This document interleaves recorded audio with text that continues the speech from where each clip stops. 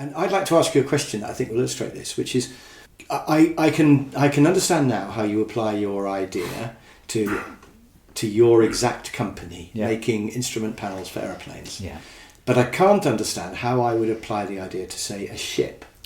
You know, if we were going to build a ship, surely I need a massive, great command and control thing with loads of workers and Gantt charts and you know.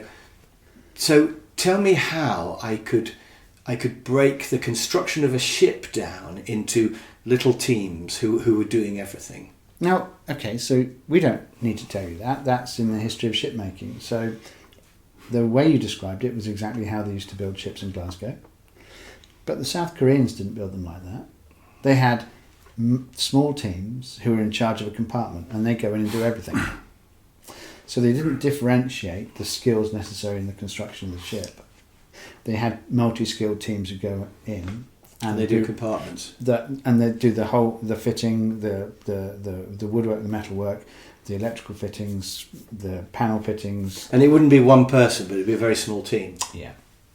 And it radically reduced the complexity of the logistics with these demarcated skills they had in the Glasgow shipyards. It was very tough to compete with them. And of course, their labour in relative terms was much lower in South Korea. But in South Korea, those jobs were well paid. Yes. If you see what I mean. You know, internationally they were a bit paid less, but in terms of the advancement you felt as a South Korean ship worker amongst your local townspeople would have been high. You felt wealthy doing that job. So, in a way, that feels less efficient because you've got to pay them more, and what's their utilisation going to be like? The utilisation is going to be fine, isn't it? They're going to be working all the time. Well, let's say it's worse.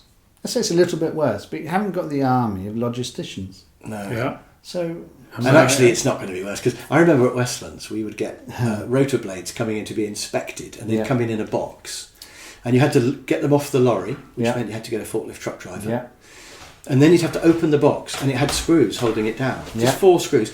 So you'd have to actually get a trained fitter to do that. Okay. And then once the box was open, you had to get an inspector to come along and actually look at the blade. Right. And all 3 of those people worked for different people, different directors, quality director, engineering director, right up to site director, even the site director for the forklift truck driver.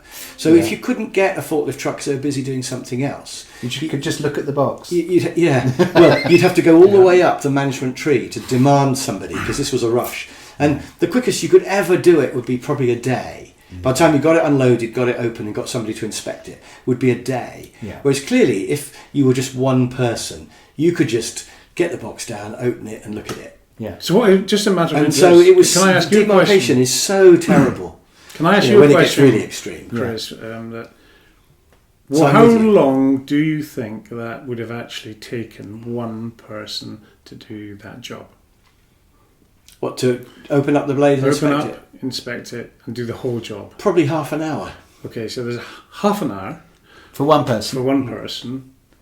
Versus, well, let's say it's 8 hours. No, just a minute. How many people were held up by having taken? Well, the inspector's probably sitting around waiting for the guy to open the box. Yeah, that was my experience in shipbuilding. In theory, the forklift driver never stops forklift driving somewhere, and the fitter is always unscrewing things somewhere, and the inspector is always inspecting something somewhere. Because the reality is, the fitter, you either wait for the fitter to turn up, or he turns up early and then he's waiting for the forklift truck driver. Indeed. And the inspector might be there waiting for both of them. So my experience wasn't that. My experience in shipbuilding was the forklift truck driver was over the other side of the site, which was 2 miles away from the goods in entrance.